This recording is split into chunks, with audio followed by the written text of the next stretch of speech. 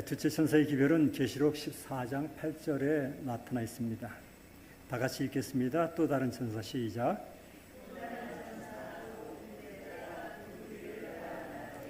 무너졌도다 무너졌도다 큰 성 바벨론이여, 모든 나라에게 그의 음행으로 말미암아 진노의 포도주를 먹이던 자로다 하더라.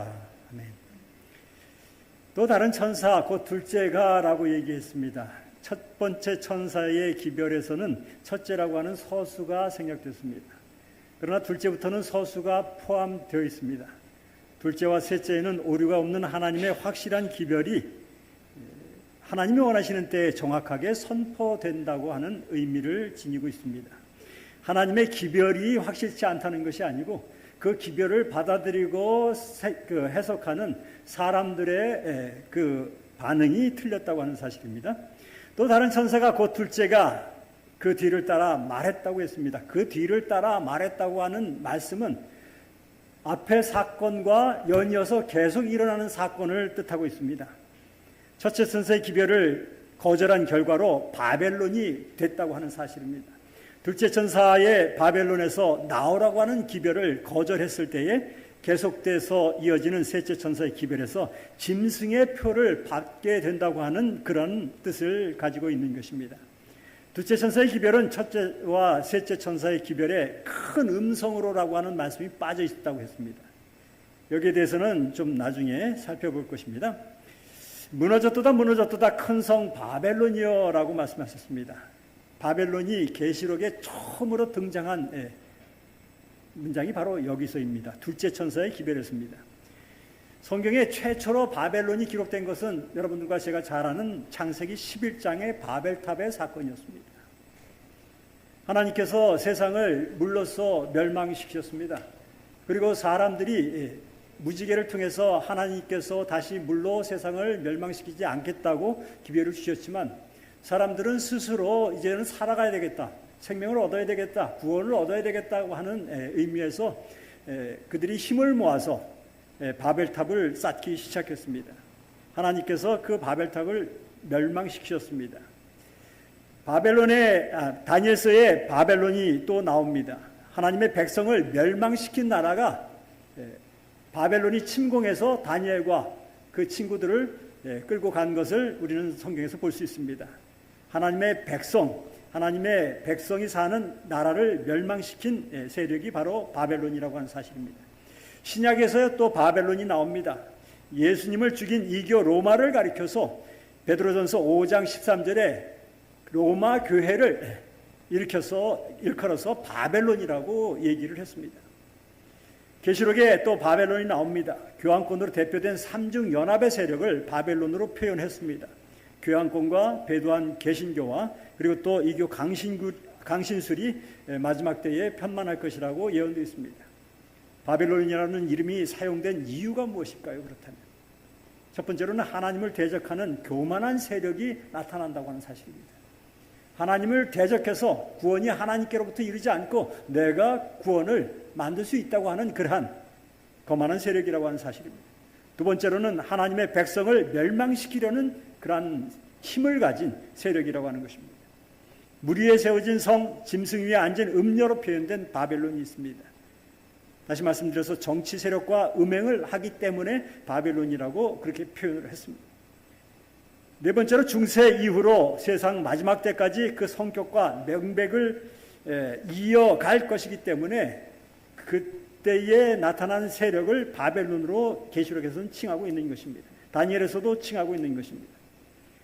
철의 시대 중세를 거쳐서 철과 진흙이 섞여 있는 그러한 세대가 나타납니다. 재림 전까지의 마지막 시대입니다.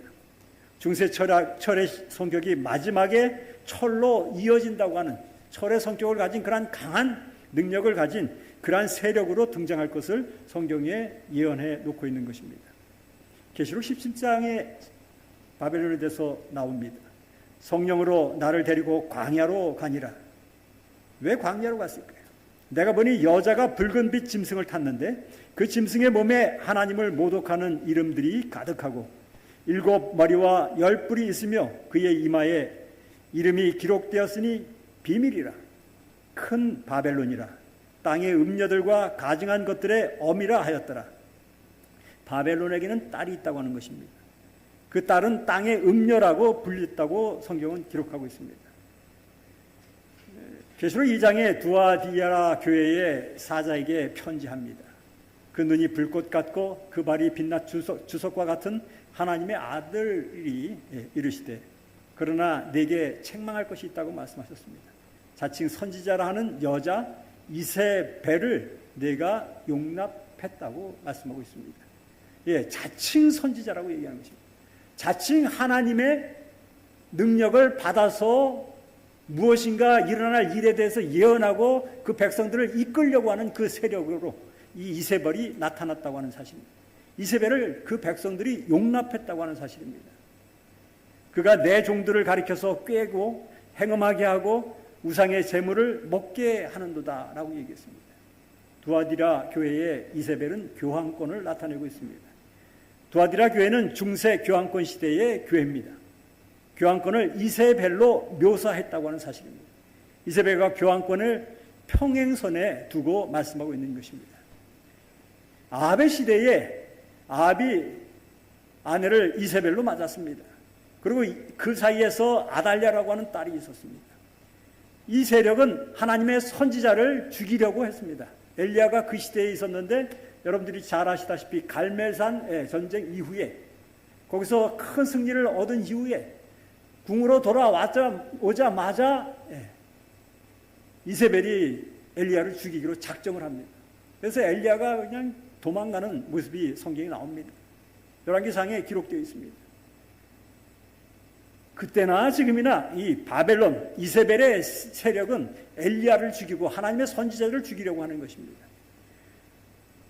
침례 요한의 시대에 또 하나님의 이 나타나심을 초림을 증거하기 위하여 먼저 나타난 침례 요한을 헤롯이 죽이려고 합니다. 헤롯이 죽였다기보다는 헤롯과 결혼한 헤로디아가 그의 딸 살로메를 통해서 침례 요한을 목을 베는 사건이 성경에 기록되어 있습니다. 마지막으로 짐승으로 나타난 그 바벨론 세력이 계시록에 나타납니다. 성도들을 핍박하고 죽입니다. 그들은 딸, 곧 음녀로 표현되고 있는 것입니다. 그리고 마지막으로 마지막 때에 계시록에 나타난 정치 권력으로 표현되고 있는 것입니다. 교황권의 세력입니다. 그에서 나온 개신교가 있는 것입니다. 성도들을 괴롭히고 핍박하고 멸절시키려고 하고 있는 것입니다. 두째 천사가 바벨론이 무너졌다고 외치는 것은 교황권이 아닌 것입니다. 이때는 1844년 이후고 성경 해석상 교황권이 이미 1798년에 세력을 잃게 됩니다. 그러면 첫째 천사의 기별을 거절한 결과 교회는 하나님으로부터 떠나서 바벨론과 같은 그러한 상태가 되었음을 우리에게 보여주고 있는 것입니다. 그 기별을 받고 첫째 천사의 기별을 그들에게 주어져 있지만 그들이 그것을 거절했고 그것을 이해서 바로 바벨론의 형태가 나오는 것을 무너졌다고 하는 말씀이 나타난 것을 우리는 오늘 보게 된 것입니다. 대쟁투 380쪽은 이렇게 얘기하고 있습니다. 첫째 천사의 경고를 거절함으로 그들은 그들의 회복을 위하여 하나님께서 마련해 주신 길을 거절하였다.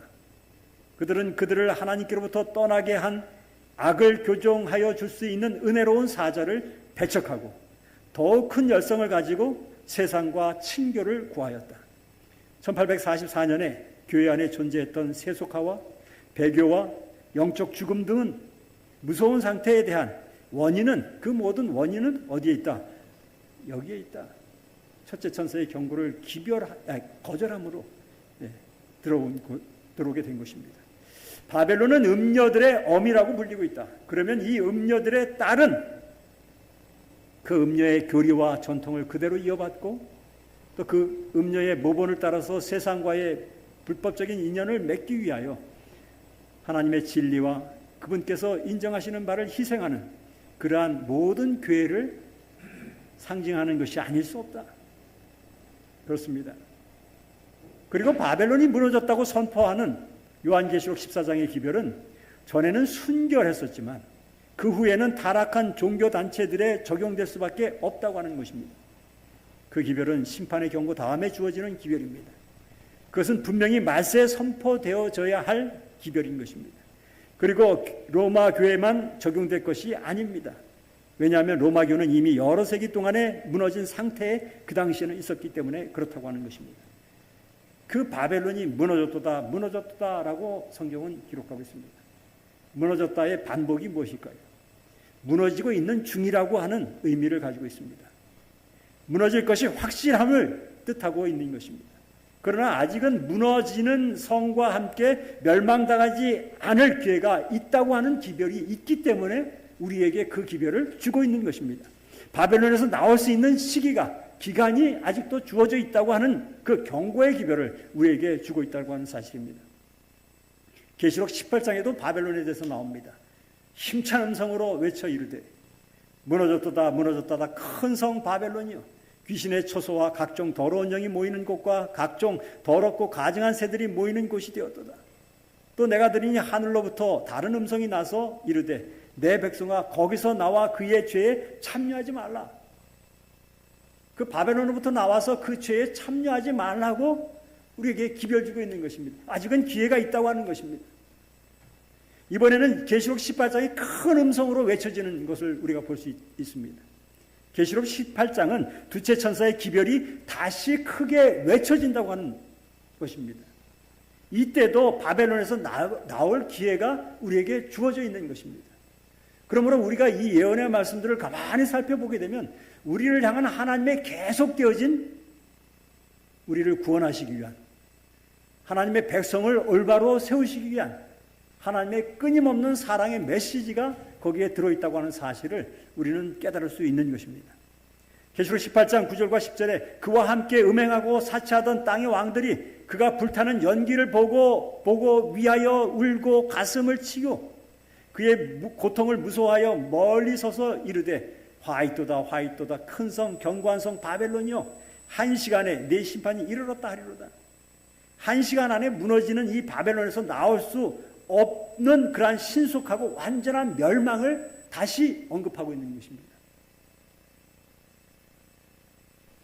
그러므로 이 18장에서 아직도 기별이 우리에게 주어져 있는 것, 그리고 또 한 시간 안에 그 바벨론이 무너져 내린 것, 심판이 이르는 것, 이것을 살펴보면 지금 14장에 나타난 두 번째 천사의 무너졌도다 무너졌도다에 반복되는 기별은 무너지고는 있지만 아직 완전한 멸망이 아니기 때문에 우리에게 나올 수 있는 기회고 또 신속히 나와야 함을 의미합니다. 무슨 말씀인지 아시겠죠? 계시록 11장에 3일 반 후에 하나님께로부터 생기가 그들 속에 들어가매 그들이 발로 일어서니 구경하는 자들이 크게 두려워하더라. 하늘로부터 큰 음성이 있어 이리로 올라오라 함을 그들이 듣고 구름을 타고 하늘로 올라가니 그들의 원수들도 구경하더라. 그때 큰 지진이 나서 성 10분의 1이 무너지고 지진에 죽은 사람이 7천이라. 그 남은 자들이 두려워하여 영광을 하늘의 하나님께 돌리더라. 두려워하여 영광을 하늘의 하나님께 돌리더라. 이 두려워하며 영광을 돌리라고 하는 기별은 첫째 천사의 기별입니다. 그렇죠? 3일 반이라고 하는 것은 1793년 11월부터 1797년 6월까지 3년 반의 기간을 얘기하는 것입니다.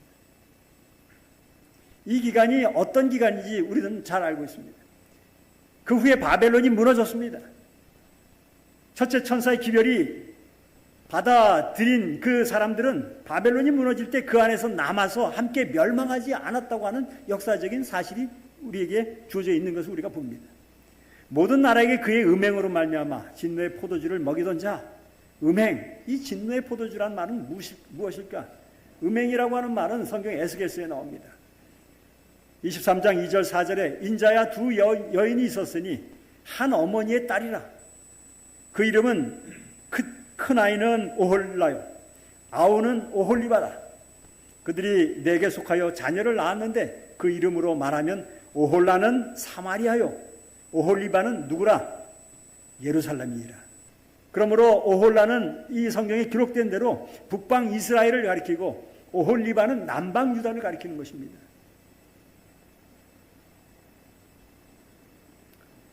계속해서 그 오홀리바가 이것을 보고도 그의 형보다 음욕을 더하며 그의 형의 간음함보다 그 간음이 더 심함으로 그의 형보다 더 부패하여졌느라. 북방 이스라엘이 간음하고 음행을 행했지만 남방 유다도 오홀리바도 그 형의 그름을 보면서도 더 많은 죄를 지었다고 하는 사실을 우리는 성경을 통해서 바라볼 수 있는 것입니다. 그가 음행을 더하였으면 붉은색으로 벽에 그린 사람의 형상 곧 갈대아 사람의 형상을 보았음이니. 남방 유다의 이 바벨론과의 음행은 엄청나게 심한 것입니다. 에스겔서 23장 27절에 이와 같이 내가 내 음란과 애굽 땅에서부터 행음하던 것을 그치게 하여 너로 그들을 향하여 눈을 들지도 못하게 하며 다시는 애굽을 기억하지도 못하게 하리라. 과거에는 애굽과 또 음행의 행위를 한 것을 볼 수 있는 것입니다. 그렇다면 이 음행이라는 것, 하나님의 백성이 하나님이 아니라 이방 이교의 정치 세력과 바벨론과 애굽과 그들에게 도움을 구하고 그들로부터 보호를 구하는, 그들로부터 구원을 얻고자 하는 바벨론을 세운 그 정신을 그대로 가지고 살아가는 백성들을 얘기하는 것입니다. 북방 이스라엘이 그랬고 남방 유다가 그랬다고 하는 것입니다. 다시 말씀드려서 하나님을 믿는 사람들이 하나님께 구원을 바라지 않고 세상의 어떤 것으로부터 구원을 구하는 행위, 이것이 뭐라고 하는 것입니까? 바벨론이라고 하는 것입니다. 계시록 18장에 그 음행의 진노의 포도주로 말미암아 만국이 무너졌으며 또 땅의 왕들이 그와 더불어서 음행하였고 땅의 상인들도 그 사치의 세력으로 치부하였도다 하더라. 여러분, 이 진노의 포도주를 가만히 생각해 볼 수 있습니다. 바벨론 음녀는 음행을 통하여 치부하는 그러한 것입니다. 음행이라고 하는 것은 하나님의 백성이 이방 정치 세력에게 도움과 보호를 구하고 그들과 연합하는 것이라고 말씀드렸습니다. 하나님의 언약에서 생명과 안전함을 찾는 것이 아니라 자신들이 만든 성과 정치 세력에서 부와 번영을 구하는 것, 하나님의 구원의 무지개의 확실한 언약이 있음에도 불구하고 바벨탑을 쌓고 하나님을 대적하는 그러한 행위들을 음행이라고 설명하고 있는 것입니다. 그러면 계시록의 음행은 바벨론이 멸망받게 된 이유라고 하는 것입니다. 그렇지 않습니까? 하나님이 가증하게 보시는 것이 바로 이 바벨론의 세력과 결탁하는 것입니다. 하나님의 백성이 정치 세력에게 보호를 구하거나 정치 세력을 지배하는 것을 가증히 여기시는 이유가 뭘까요? 하나님께서 왜 그렇게 이것을 가증하게 여기는가, 그겁니다. 그것이 계시록 13장에 나와요. 내가 보니 바다에서 한 짐승이 나오는데 뿔이 10이요 머리가 7이라 그 뿔에는 10 왕관이 있고 그 머리들에는 신성 모독하는 이름들이 있더라.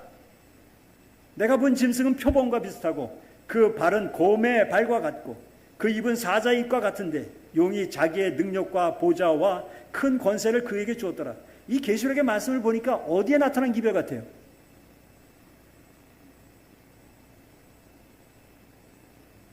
이 계시록 13장의 짐승의 모습은 우리가 다니엘서에서 본 그 짐승과 동일한 형태를 띠고 있는 것입니다.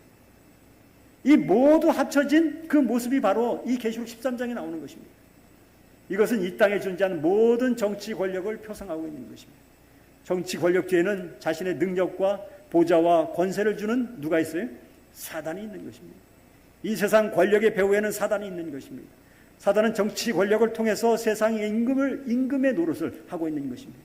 그렇기 때문에 종교가 정치 세력과 결합하는 것은 이교적인 우상 숭배와 동일하고, 종교가 정치를 통해서 세상을 다스리는 것은 사단에게 절하고 사단으로부터 생명과 풍요를 찾는 것과 같은 결과가 된다고 하는 사실입니다.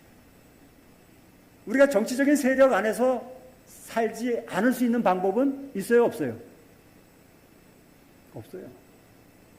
그렇지만 하나님의 백성은 그러한 힘으로부터 보호를 구하는 것이 아니라 우리 하나님께 의지하고 매달리고 하나님께서 주신 기별을 받고 이 마지막 시대에 우리를 향한 하나님의 뜻이 무엇인가를 다시 한번 생각하면서 하나님의 도움을 구하면서 이 땅에서 하나님의 복음을 전하며 살아가야 하는 것이 우리의 임무라고 하는 것입니다. 마태복음 4장 8절과 9절에 이렇게 기록되어 있습니다. 마귀가 그를 데리고 지극히 높은 산으로 갑니다. 천하 만국과 그 영광을 예수님께 보입니다. 그리고 말합니다. 만일 내게 엎드려 뭐하면 경배하면 이 모든 것을 누구에게 주리라? 내게 주리라. 시대 소망에 이렇게 기록되어 있습니다. 하늘에서 반역을 일으킨 자는 세상 나라를 그리스도에게 제공하여 악의 원칙에 충성하도록 그리스도를 매수하려고 하였지만 그리스도께서는 매수되지 않았습니다. 그분은 의의 나라를 세우려고 오셨고 당신의 목적을 절대로 포기하지 않으셨습니다. 사단은 이와 같이 시험함으로써 사람들에게 접근합니다. 이 점에서 그리스도에게서보다도 더 큰 성공을 거두고 있는 것입니다. 그런 사람들에게 자신의 주권을 승인하는 조건으로 이 세상 나라를 주겠다고 제의하고 있는 것입니다. 그리스도께서는 사람들에게 먼저 하나님의 나라와 그분의 의를 구하라고 우리에게 말씀하셨습니다. 그러나 사단은 그들 곁에 따라다니면서 이렇게 얘기합니다. 영생에 관한 것이 사실이라고 할지라도 이 세상에서 성공하려면 나를 섬겨야 한다. 너희의 행복은 내 안에 있다. 나는 너희에게 재물과 쾌락과 명예와 행복을 다 줄 수 있다. 나의 권고를 들으라. 사단은 세상 지배권에 대한 희망으로 사람들을 유혹하고 있는 것입니다. 한편으로는 영혼에 대한 지배권을 확보하고 있는 것입니다.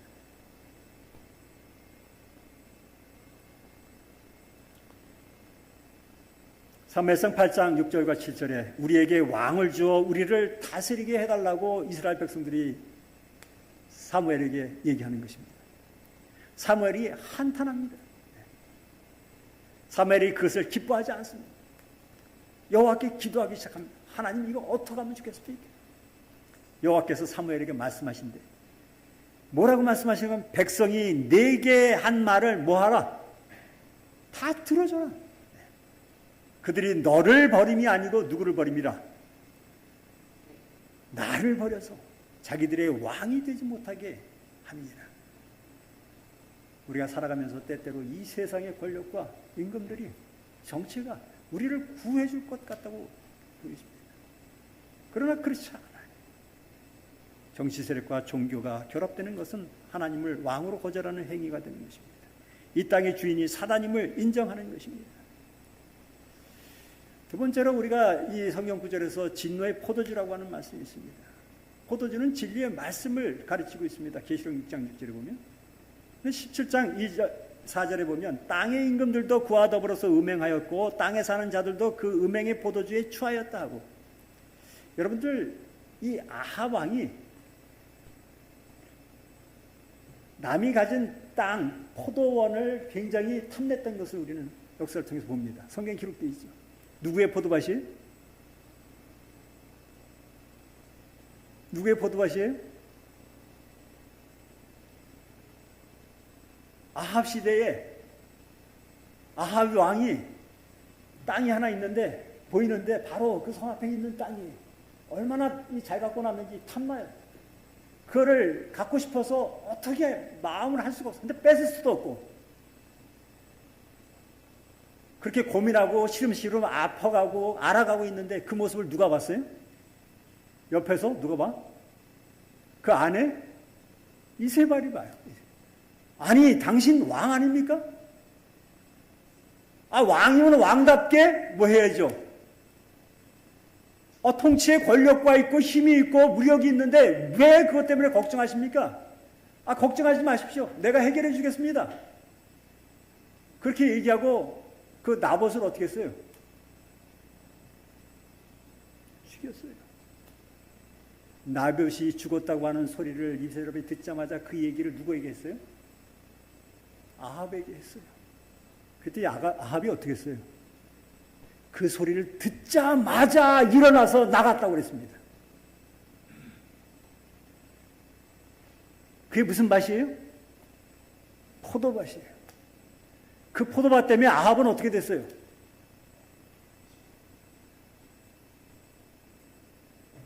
땅의 임금들도 그와 더불어서 음행하였고 땅에 사는 자들도 그 음행의 포도주에 취하였고, 이세벨의 세력, 바벨론의 세력,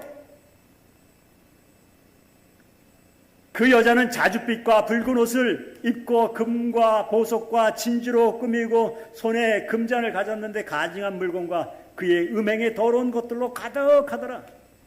성경은 거듭거듭해서 다니엘서도 그렇고 성경이 구약 성경에 여러 가지 얘기를 하면서 신약에까지 와서도 거듭거듭 하나님의 그 기별을 우리에게 여러 번 반복해서 말씀하시고 반복해서 말씀하시고, 옛적에 하나님께서 여러 방법과 여러 모양으로 말씀하시던 그 하나님이 이 마지막 때에 누구를 통해서? 예수 그리스도를 통해서 우리에게 말씀하십니다. 여러 모양과 여러 번 이런 방법도 쓰고 저런 방법도 써서 여러 가지 모양으로 하나님의 백성들에게 말씀해 오셨던 그 하나님이 오늘도 우리에게 또 말씀하고 계신다고 하는 사실입니다. 음행의 포도주는 금잔 안에 들어있는 것입니다. 가증한 물건이고 음행의 더러운 것입니다. 진노의 포도주는 음행의 포도주라고 설명할 수 있는 것입니다. 바벨론의 왕 벨사살이 술을 마실 때에 명하여 어디서 가져온 기명을 가져오라고 했어요? 예루살렘 하나님의 전 성소 중에서 탈취하여 온 금그릇을 가져오매, 그 다 가져오라고 했어요. 그것으로 뭐 했다? 왕후와 귀족들과 후궁들과 더불어서 그것으로 마셨다고 하는 것입니다. 술을 마시고 사용하는 것입니다. 그리고 금과 은과 구리와 쇠와 나무와 돌로 만든 신들을 향해서 찬양했다고 성경은 기록하고 있습니다. 술을 마신 금잔은 어떤 것입니까? 하나님의 성전의 금잔이었습니다. 금잔은 형식으로는 하나님을 예배하는 데 쓰였던 것입니다. 그러나 그 잔 안에 들어있는 포도주는 뭐예요? 우상숭배에 쓰는 것입니다. 하나님의 기명으로 우상을 찬양하는 모습이 거기 나오는 것입니다. 하나님의 안식일로 태양을 섬기는 우상을 찬양하는 형태가 이 마지막 시대에 이르러 오겠다고 하는 그 기별이 바로 이 기별이라고 하는 사실입니다. 정리하겠습니다. 진노의 음행의 포도주는 하나님의 진리의 말씀에 사람의 권위와 사람의 유전들, 거짓된 교리를 뒤섞어 놓는 것을 얘기합니다. 두째 천사의 기별을 정리하겠습니다. 첫째 천사의 기별을 거절함으로써 개신교는 세속화하고 배교하게 되어 교황권의 행위를 그대로 따르게 되었습니다. 배두한 개신교는 교황권의 모습을 그대로 따르게 되어 교황권의 딸이 되었습니다.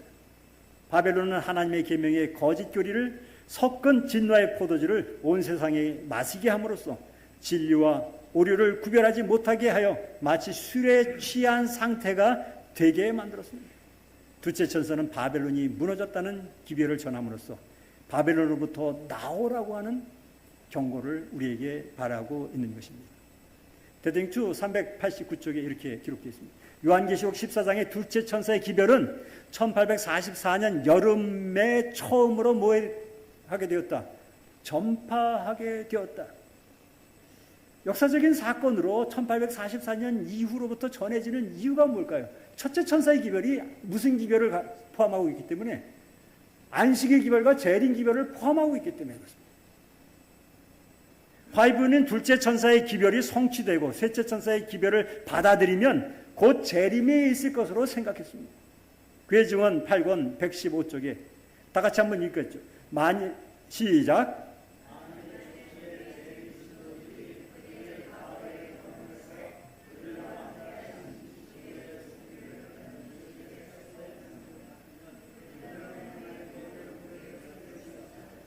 만일 1844년의 사업에서 연합하여 활동한 모든 자들이 셋째 천사의 기별을 받아들이고 성령의 능력으로 그 기별을 선포했을 것 같으면 주께서는 그들의 활동과 함께 크게 역사하셨을 것이다.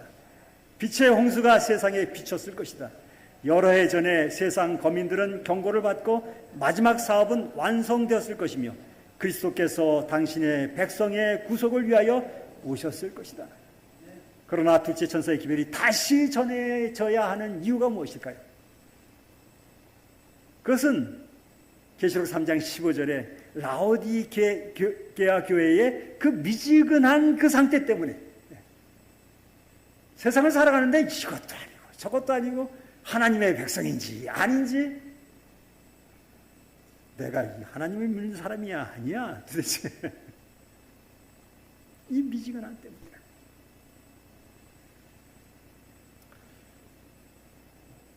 둘째 천사의 기별을 보면서 셋째 천사의 기별로 넘어가겠습니다. 또 다른 천사 곧 셋째가 함께 다시 한번 읽죠. 시작. 또 다른 천사 곧 셋째가 그 뒤를 따라 큰 음성으로 이르되 만일 누구든지 짐승과 그의 우상에게 경배하고 이마에나 손에 표를 받으면 그도 하나님의 진노의 포도주를 마시리니 그 진노의 잔에 섞인 것이 없이 부은 포도주라. 거룩한 천사들 앞과 어린 양 앞에서 불과 유황으로 고난을 받으리니 그 고난의 연기가 세세토록 올라가리로다. 짐승과 그의 우상에게 경배하고 그의 이름의 표를 받는 자는 누구든지 밤낮 쉼을 얻지 못하리라 하더라. 짐승과 그의 우상에게 경배하고 이마에 표를 받으면, 셋째 천사의 기별의 핵심은 짐승의 표를 받지 말라. 짐승의 표를 받는 것은 짐승의 우상에게 경배하는 것이고 짐승에게 경배하는 것이 되는 것입니다. 짐승의 표를 받음으로 짐승의 우상에게 경배하게 되고 결국은 짐승을 경배하는 그러한 모습을 띌 수밖에 없다는 것입니다. 첫째 천사는 하나님을 경배하라고 했습니다. 셋째 천사는 짐승에게 경배하지 말라고 얘기했습니다. 그러면 이 경배하지 말라고 하는 것은 누구에게 경배하라는 것입니까? 하나님께 경배하라고 하는 것입니다. 이유는 짐승이 하나님께 대한 경배를 빼앗았기 때문이라는 거예요. 뺏기지 않았으면 경배하지 말라고 할 이유도 없죠. 아이가 잘하는데 이거 하지 마라 저거 하지 마라 해요? 아니에요. 그걸 못하기 때문에 하고 있는 거예요. 하나님을 경배하는 이유는 하나님이 창조주이시기 때문에 그렇습니다. 이게 첫째 천사의 기별이에요. 창조주이심에도 불구하고 경배하지 않고 살아가는 것, 우리의 모습을 보는 것입니다. 짐승은 하나님이 창조주이심을 인정하는 표를 변경했습니다. 일요일을 준수함으로써 하나님의 계명보다 개신교의 거짓 교리를 준수하는 것입니다. 십계명을 가만히 보면 십계명에서 하나도 빼야 할 기별이 있어요, 없어요? 없어요. 그걸 다 지켜야 되는 것입니다. 그렇잖아요. 거기 지키지 못할 게 있습니까?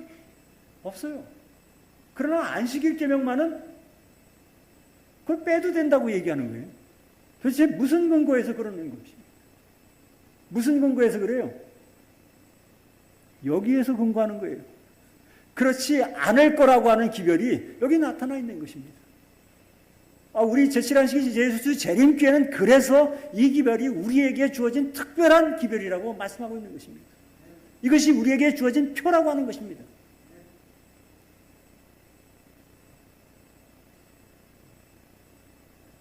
일요일을 준수함으로 하나님의 계명보다 개신교의 거짓 교리를 준수하는 것이고 결국은 하나님보다 교황권에게 더 높은 권위를 부여하게 되는 것입니다. 그가 바꿨기 때문에. 그런데 그도 하나님의 진노의 포도주를 뭐하리라? 마시리라. 하나님의 진노가 불의로 진리를 막는 사람들의 모든 경건하지 않음과 불의에 대하여 하늘로부터 나타나리. 하나님이 진노하시는 경우가 있습니다. 첫 번째로는 죄입니다. 불의하는 것입니다. 하나님은 죄가 우주를 얼마나 불행하게 만드는지를 아시는 분이기 때문에 죄에 대하여 진노하십니다. 죄에 대한 진노는 하나님이 화내는 감정과는 다른 거룩한 분노가 되는 것입니다. 불의로 진리를 막는 사람들에게 하나님께서 진노하십니다. 그 진노의 잔이라고 하는 것은 예수께서 대답하여 이르시되 너희는 너희가 구하는 것을 알지 못하는도다. 내가 마시려는 잔을 너희가 마실 수 있느냐? 그들이 말하되 할 수 있나이다. 제자 중에 우리가 할 수 있다고 하는 거예요. 다시 두 번째 나가 기도하여 이르시되 내 아버지여 만일 내가 마시지 않고는 이 잔을 내게서 지나갈 수 없거든 아버지의 원대로 되시기를 원하나이다. 내 뜻대로 마시고 아버지의 뜻대로 진행해 주십시오. 예수님은 인류의 죄로 인해서 하나님의 진노의 잔을 우리가 마실 것을 대신해서 마신 것입니다. 그러므로 포도주와 진노의 포도주와 하나님의 진노의 포도주에 대해서 지금 기록이 성경에 나와 있는 것입니다. 포도주는 예수님이 하나님의 진노의 포도주를 대신해서 마시고 죄의 해결책으로 포도주를 공급해 주셨음을 나타내고 있는 것입니다. 그러므로 예수님을 믿음으로 말미암아서 얻어지는 의가 되겠습니다. 그러면 음행의 포도주는 무엇이냐? 예수님의 말씀에 거짓 교리를 섞은 것이 음행의 포도주입니다. 불의로 진리를 막는 것이 음행의 포도주입니다. 이것이 하나님의 진노하시는 것입니다. 예수님의 생명의 값으로 주신 고귀한 포도주를 더럽히고 음행의 포도주를 마시게 함으로 구원에 이르지 못하게 하는 사람들에게는 하나님이 진노하실 수밖에 없는 것입니다. 음행의 포도주를 마시게 하는 사람, 마시고 취한 사람, 예수님이 마신 진노의 포도주를 마시게 하는 것이 하나님께서 하시는 공의로운 일이에요.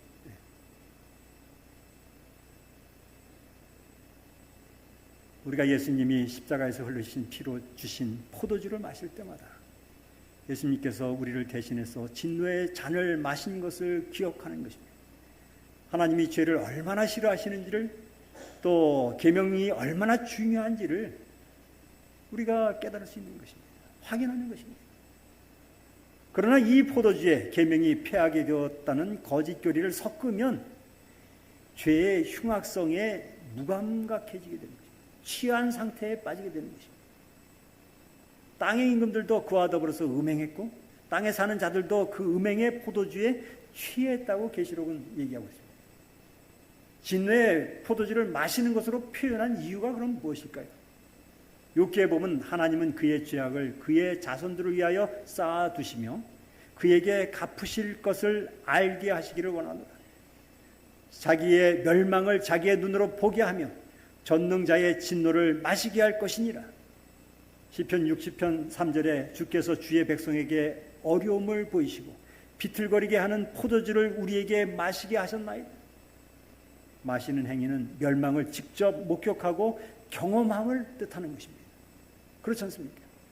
마태복음 26장에 이렇게 기록되어 있습니다. 88절, 내 마음이 매우 고민하여 죽게 되었으니 너희는 여기 머물러 나와 함께 깨어 있으라 하시고 조금 나가서 얼굴을 땅에 대시고 엎드려 기도하여 말씀하십니다. 내 아버지여, 만일 할만하시거든 이 잔을 내게서 지나가게 하옵소서. 그러나 나의 원대로 마옵시고 누구의 원대로? 아버지의 원대로 하옵소서. 예수께서 힘쓰시고 애써 더욱 간절히 기도하시는 것은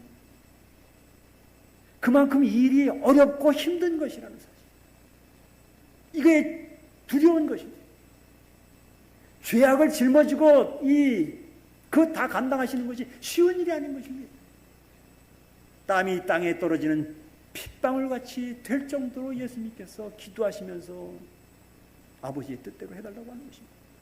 겟세마네에서 예수님은 하나님의 진노의 포도주를 마시기 시작하신 것입니다. 이게 아버지의 뜻입니다. 누구 때문에? 하나님의 자녀들인 우리 때문에. 십자가에 의한 죽음은 서서히 진행됩니다. 언제 생명이 끊어졌는지를 판정하기 어려운 그러한 일이었습니다. 예수님이 죽었는지 돌아가셨는지 안 돌아가셨는지 잘 몰라요. 그렇잖아요. 그래서 뭐 했어요? 옆구리를 찔러보는 것입니다. 시대의 소망에 보면 다 이루었다라고 말씀하셨습니다. 아버지여, 내 영혼을 아버지 손에 부탁하나이다. 한 줄기 빛이 십자가를 둘렀으며 구주의 얼굴은 해와 같은 영광으로 빛났다. 그리고 나서 예수께서는 머리를 가슴 위로 떨구시고 운명하셨다. 표면상으로 하나님께 버림받으신 그리스도께서는 무서운 흑암 중에서 인간이 마셔야 할 고통의 잔을 남김없이 마셨다. 예수님은 십자가에서 겟세마네에서 하나님의 진노의 포도주를 받으셨고 이때부터 십자가 위에서 서서히 죽어가시면서 인류가 겪어야 할 멸망을 직접 목격하시고 경험하셨다고 하는 사실입니다. 그 진노의 잔에 섞인 것이 없이 부인 그 부은 포도주라. 시편 75편 8절에 여호와의 손에 잔이 있어 술 거품이 일어나는도다. 속에 썩은 것이 가득한 그 잔을 하나님이 쏟아내시나니 실로 그 찌꺼기까지도 땅의 모든 악인이 기울여 마시리로다. 예, 진노의 잔에 섞인 것이 없이 부은 아주 진한 포도주라는 거예요. 섞인 것이 가득한 잔이라는 거예요.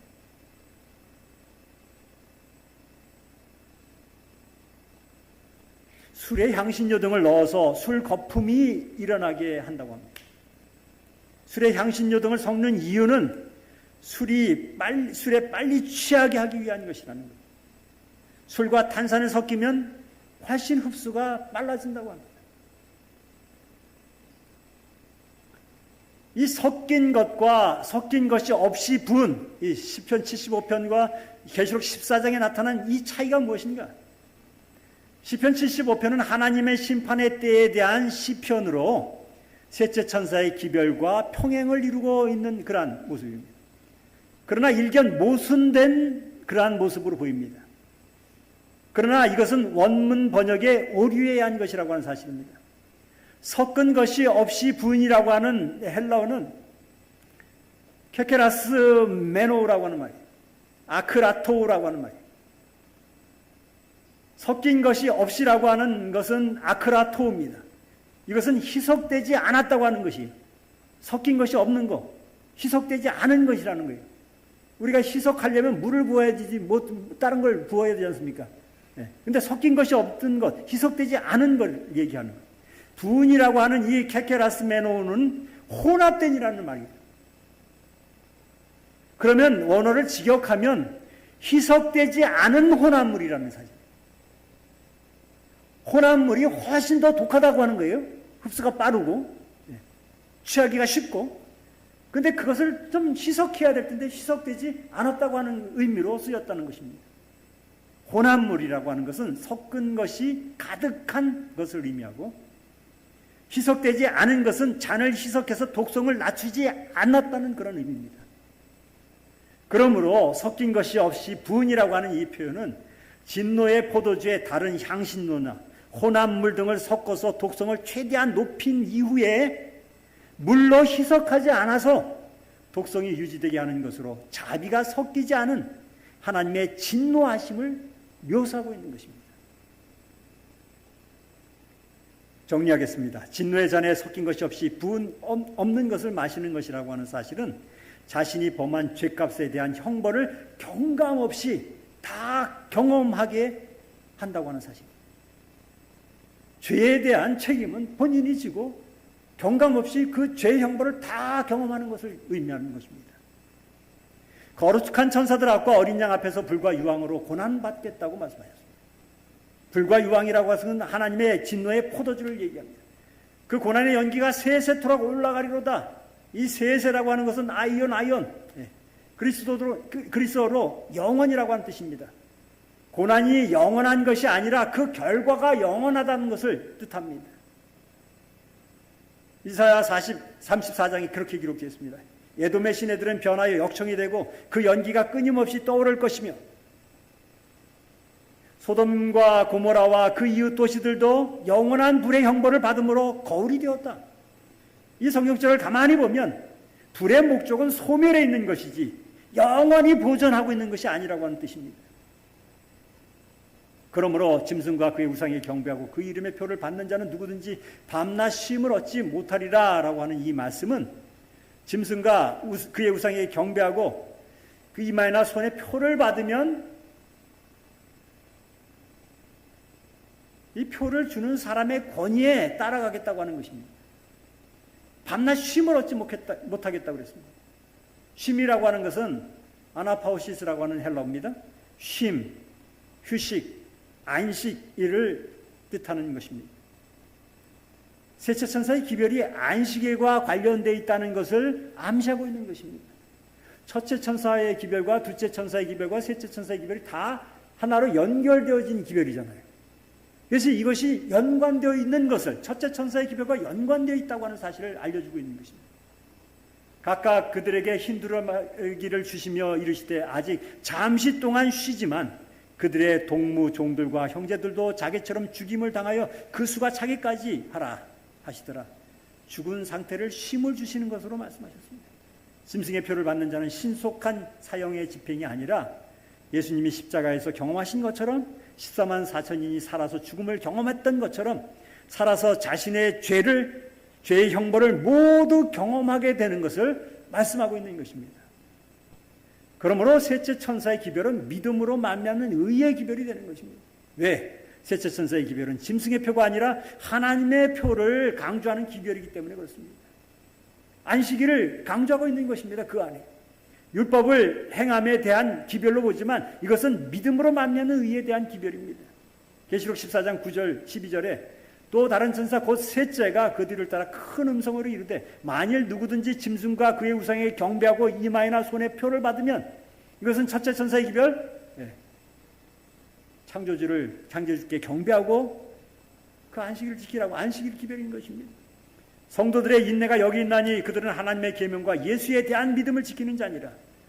셋째 천사의 기별로 인해서 박해를 받는 백성은 예수에 대한 믿음을 지키는 믿음으로 말미암는 의를 전하는 백성이 되는 것입니다. 교회 정원 1권에 이렇게 기록되어 있습니다. 나는 하나님의 계명과 예수의 믿음을 선포하는 셋째 천사가 하나님의 계명을 눈동자처럼 지키기 위하여 이 기별을 받아들이고 세상의 경고의 음성을 높이는 백성들을 대표한다는 것과 이 경고에 반응하여 많은 사람들이 여호와의 안식일을 받아들이게 될 것임을 보았다. 복음전도 190쪽에 여러 사람들이 믿음을 만나는 의의 기별이 셋째 천사의 기별인지를 질문하는 편지를 화이트서에게 보냈습니다. 그 화이트 부인이 대답을 했습니다. 그 기별이야말로 참된 셋째 천사의 기별이다. 믿음으로 말미암는 의의 기별이 셋째 천사의 기별이라고 하는 것입니다. 그 기별은 온 세상의 죄를 위하여 희생제물이 되신 또 높이 들리신 구세주를 세상 사람들에게 더욱 뚜렷하게 증거해야만 하는 것이다. 이 기별은 담보물이 되신 보증이 되신 주님을 믿음으로 말미암는 의를 증거하였으며 하나님의 모든 계명을 순종함으로 나타내신 그리스도의 의를 받아들이도록 사람들을 초청하는 것이다. 누가복음 6장 5절에 인자는 안식일의 주인이라고 말씀하셨습니다. 예수님은 하나님의 아들의 신분이셨을 때 세상을 창조하셨습니다. 하나님의 아들이 안식일의 주인인 것은 바리새인들도 알고 있었습니다. 그러나 바리새인들은 예수님을 하나님의 아들로는 뭐하지 않았어요? 인정하지 않았어요. 예수님이 사람의 아들 인자가 되셔서 세상을 구원하시고 안식일의 쉬심으로 인자가 안식일의 주인이 되심을 성경은 가르쳐주고 있는 것입니다. 안식일은 구원의 기념일이 되는 것입니다. 안식일은 창조의 기념일이자 구원의 기념일입니다. 그 중심에는 예수님의 사역이 포함되어 있는 것입니다. 인간의 구원이 교황의 권위에 달린 것이 아니고 바벨론과 협잡해서 우리가 구원을 얻는 것이 아니고 예수님을 믿음으로 얻게 된다는 것이 이 셋째 천사의 기별이 전하는 메시지라고 하는 사실입니다. 셋째 천사의 기별의 정리를 하겠습니다. 셋째 천사의 기별의 핵심은 짐승의 표를 받지 말아서 짐승과 짐승의 우상에게 경배하지 말라는 것입니다. 안식일은 창조의 기념일이자 구원의 기념일이고 셋째 천사의 기별에는 그 주인 되시는 예수님을 믿음으로 얻는 의의 기별이 포함되어 있다고 했습니다. 짐승은 교황권이고 우상은 배도한 개신교의 교권 정치를 얘기하고 짐승의 표는 정치적 강제에 의해서 일요일 준수를 하는 것을 나타내고 있습니다. 첫째 천사의 기별인 이 심판과 재림 심판과 안식일을 거절하면 바벨론과 같은 상태가 되어서 바벨론에 연합하게 된다. 둘째 천사의 기별인 바벨론에서 나오라는 기별을 거절하면 짐승과 짐승의 우상에게 경배하는 것을 인정하는 표를 받게 됩니다. 짐승의 표를 받을 때에 쉼을 얻지 못한다는 형벌을 통해서 짐승의 표가 안식일과 관련되어 있다고 하는 사실을 우리는 이해할 수 있습니다. 셋째 천사의 기별에는 짐승의 표를 받게 될 때에 형벌인 하나님의 진노의 포도주에 대한 경고가 포함되어 있습니다. 진노의 포도주는 신속한 형벌의 집행이 아니라 불과 유형으로 죄값을 다 경험하는 그 마지막 심판의 끝이 될 것입니다. 첫째 천사의 기별인 심판.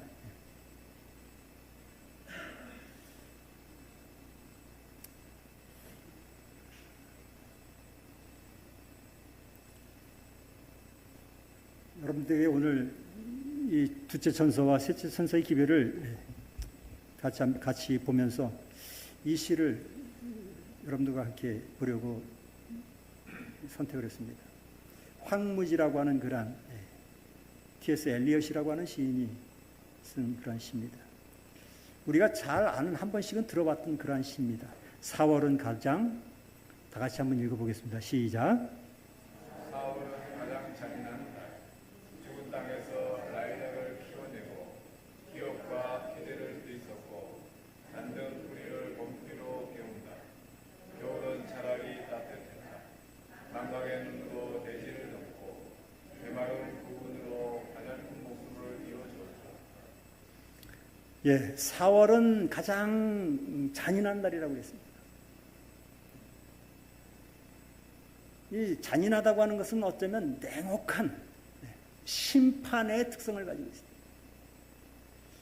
이 시인이 살던 곳은 아마 우리나라의 4월과는 좀 일찍인 3월 정도가 되지 않을까 이렇게 생각되죠. 겨울이 가고 이제 봄이 막 오려고 하는 그때 땅이 죽어 있는 거예요. 겨울에. 그 죽은 땅에서 뭐가 펴요? 3월에 3, 4월에 가장 먼저 피는 꽃이 무슨 꽃이에요? 5월에 피나요? 잎보다 꽃이 먼저 나오는 게 뭐예요? 라일락이에요. 라일락이 향기가 얼마나 짙은지 아시죠? 예, 죽은 땅에서 그 라일락을 키워내는 것입니다. 겨울이 지나면서 싹이 트고 그 물줄기를 타고 올라와서 꽃을 피우는 것입니다. 여기 기억과 기대가 뒤섞여 있다고 했습니다. 기억이라고 하는 것은 과거예요. 겨울이에요. 기대라고 하는 것은 앞으로의 소망입니다. 이 봄이라고 하는 게 4월이라는 게 이게 계절이 바뀌는 그 순간이에요. 이 겨울 같기도 하고 뭐 같기도 하고 봄 같기도 하고 그 기억과 과거에 대한 기억과 앞으로에 대한 기대가 막 있는 거예요. 그게 뒤섞여 있어요. 잠든 뿌리를 봄비로 깨우기 시작하는 것입니다. 가만히 잠들어 있는 그 대지를 봄비로 깨우기 시작합니다. 겨울은 차라리 뭐했다? 따뜻했다. 왜? 흰 눈으로 탁 덮여서 다 얼려 있으니까 아무것도 모르니까 따뜻하죠. 망각의 눈으로, 이 눈이라고 하는 것은 우리 눈이 아니고 내린 눈이에요. 쌓인 눈이에요. 다 덮여 있으니까 그 덮여 있는 아래가 보여요, 안 보여요? 안 보여요. 이 생각할 것도 없어요. 예. 눈으로 다 덮여갖고 뭐가 있는지 몰라. 그게 대지를 덮고 있는 거예요. 땅을 다 덮고 있는 거예요. 근데 그 아래서 그 삐쩍 말라있는 메마른 구근이, 뿌리가 물줄기를 받으면서 말라있는 것 같지만, 죽어있는 것 같지만 가냘픈 목숨을 이어주어서 4월에 그 땅을 듣고 그 봄비를 맞으면서 줄기가 올라와서 뭘 피워내는 거예요? 라일락을 피워내는 거예요. 아름다워요? 참 아름다워요. 숭고해요? 숭고해요. 생명을 다시 피운다는 것은 엄청나게 숭고하고 엄숙한 것입니다. 자연은 아직도 자연의 현상을 그대로 펼치고 있어요. 물론 뒤섞여 있는 것도 많지만 요새는 지난번에 보니까 장미도 6월에 피는 게 아니라 언제 피어요? 엉뚱한 데 피더라고요.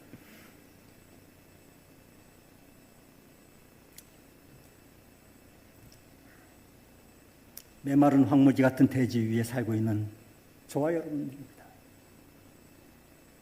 모든 것들이 뒤섞여서 뭐가 뭔지 모르는 그러한 시대에 살고 있어요.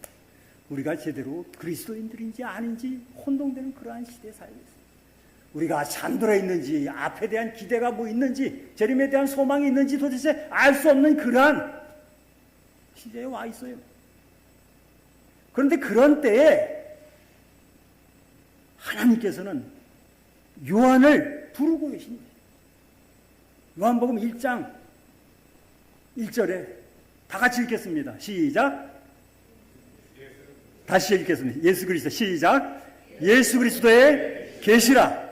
이는 하나님이 그에게 주사 반드시 속히 일어날 일들을 그 종들에게 보이시려고 그의 천사를 그 종 요한에게 보내어 알게 하신 것이라. 우리가 지금 읽고 있는 이 요한계시록 14장 포함해서 이 요한계시록 1장 1절에 하나님께서 말씀하시는 거예요. 예수 그리스도의 계시를 우리에게 보여주고 있는 것입니다. 이 요한계시록은 처음부터 끝까지 다 누구에 대한 얘기예요? 예수 그리스도에 대한 얘기예요. 왜요? 이는 하나님이 그에게 주사, 요한에게 주사 반드시 속히 일어날 일들을 그 종들에게 보이시죠. 여기 이 종들이에요. 이 종들은 누구예요? 저와 여러분들인 것입니다. 그 천사를 그 종 요한은 특별한 사람에게 보내서 알게 하신 것입니다. 신앙을 한다는 게 목숨을 내놓고 해야 하는 시대가 있었습니다. 그게 바로 요한이 살던 시대입니다. 주위에 그들을 좌지우지하는 그러한 권세도 있고 핍박도 있고 미움과 시기, 조롱이 판치는 시대에 살고 있었습니다. 예수님을 믿는다는 것 자체가 하나의 커다란 도전이었습니다. 믿음을 지키는 것보다 포기하거나 잃어버리는 것이 훨씬 쉬운 그런 암울한 때에 하나님은 늙은 나이에 외롭게 섬에 갇혀있는 요한을 부르셨습니다. 예수 그리스도의 계시를 보여주셨습니다. 반드시 속히 일어날 일들을 그 종들에게 보이시려고 그의 천사 요한에게 특별히 보내서 그로 하여금 알게 하신 것입니다. 누구를 위해서요? 하나님의 종들을 위해서. 암울하고 망각의 대지에 눈으로 덮여있는 죽은 것 같은 이 황무지에 4월이라고 하는 것이 찾아온다고 하는 사실입니다. 말라 비뚤어져 버린 뿌리에 가냘픈 생명으로 근근히 목숨을 연명하는 곳에 봄비가 내리기 시작하고 덮여있던 눈을 녹여내는 라일락 향을 흩날리며 피어나게 하는 봄이 곧 온다는 그러한 말을 하나님께서는 그 종 요한을 통해서 우리에게 전달하고 계시다고 하는 사실입니다. 겨울 같죠? 이 겨울은 금방 지나갑니다. 봄이 오면 어떻게 생활하실 것입니까? 이 황무지의 저자는 또 그 4부에 이렇게 기록했습니다. 살아있던 그는 지금 죽었고 살아있던 그는 누가요? 누군지는 모르겠지만 제가 생각할 때는 살아있던 요한은 이미 죽었고 지금 죽었고 살아있던 우리는 지금 뭐한다? 죽어간다. 이 시는 예언자처럼 보이네. 죽어가는데 어떻게? 약간씩 견뎌내면서 죽어가요. 마치 이 시의 그 일부에 나타난 4월은 잔인한 달, 그 마른 땅에, 그 덮여있는 땅에 그 빼짝 마른 이 뿌리가 아무것도 날 것 같지 않지만 봄비가 내리고 그 라일락 향을 펼치는 것처럼 살아있던 우리는 지금 죽어가는 것 같지만 우리를 향해서 주님께서 지금 기별을 보내고 있는 거예요. 그러면서 어떤 기별을 보내고 계세요? 다 같이 읽겠습니다. 시작. 성도들의 인내가 여기 있나니 그들은 하나님의 계명과 예수에 대한 믿음을 지키는 자니라. 우리를 향한 하나님께서 보내신 기별이에요. 우리는 인내로서 살아가야 하는 특징을 가지고 있는 백성들입니다. 우리는 하나님의 계명을 준수하는 백성들이에요. 예수님에 대한 그 보혈의 공로를 믿음으로 지키고 사는 백성들입니다.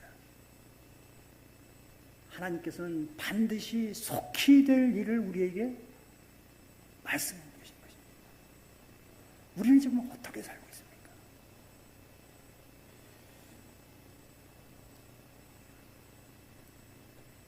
사루라고 하는 한 사람이 인도에 살고 있었습니다. 인도의 한 마을에 태어났습니다. 걷고 뛰기 시작할 때부터 집에 있지 못하고 형을 쫓아다녔습니다. 다리 밑을 지나고 강에 가서 형과 동네 친구들과 수영을 했습니다. 기찻길이 있는 언덕으로 가서 형을 따라 석탄을 옮기는 기차에 올라탔습니다. 그리고 거기에 쌓여있던 조개탄을 받아서 뛰어내리기도 했습니다. 그 조개탄을 우유로 바꿔서 집에 가져오면 엄마가 그 비닐봉지에 들어있는 우유를 형에게 그리고 또 사루에게 또 여동생에게 먹도록 나눠주었습니다.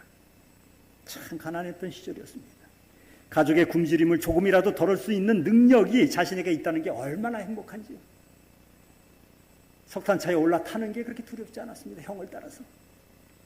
엄마를 도울 수 있고 함께 사랑을 나눌 수 있고 어린 사루의 눈은 반짝반짝 빛나고 있었습니다. 어려움도 몰랐습니다. 그 힘든 줄도 몰랐어요. 어린 마음에 가족과 함께 그 사랑을 나눌 수 있다는 것 자체가 얼마나 좋은지 몰라요. 그가 다니는 모든 길들을 훤히 꿰차고 있었습니다. 기찻길이며 다리며 강이며 기차역이며 석탄차며 동네 골목골목을 내가 모르는 길이 하나도 없었어요. 하루는 형이 멀리 떨어진 기차역에 일을 찾아가는데 거길 따라가고 싶어요. 나도 졸라서 형의 허락을 받았습니다. 그렇게 따라가게 됐습니다. 그 먼 기차역까지 따라왔는데 이것은 내가 아는 그런 기차역이 아니었어요. 근데 일 찾아 거기까지 온 것입니다. 형은 자신의 일을 찾아가야 하기 때문에 동생을 그 기차역에 그냥 기차역이라고 해서 아무것도 없어요. 네. 거기 벤치에 있는데 너 여기 꼭 가만히 앉아 있어. 형이 돌아올 때까지 가만히 여기서 떠나면 안 돼. 왜? 형이 돌아오고 일 마치고 돌아와서 같이 가야 되니까 집에. 가만히 있어. 그는 그곳에서 잠이 들었습니다. 깨어나 보니 캄캄한 밤이 됐어요. 근데 형이 오질 않은 것입니다. 이곳저곳을 기웃거리며 아무리 봐도 아무리 기다려도 밤은 점점 깊어가는데 형이 오지 않는 거예요.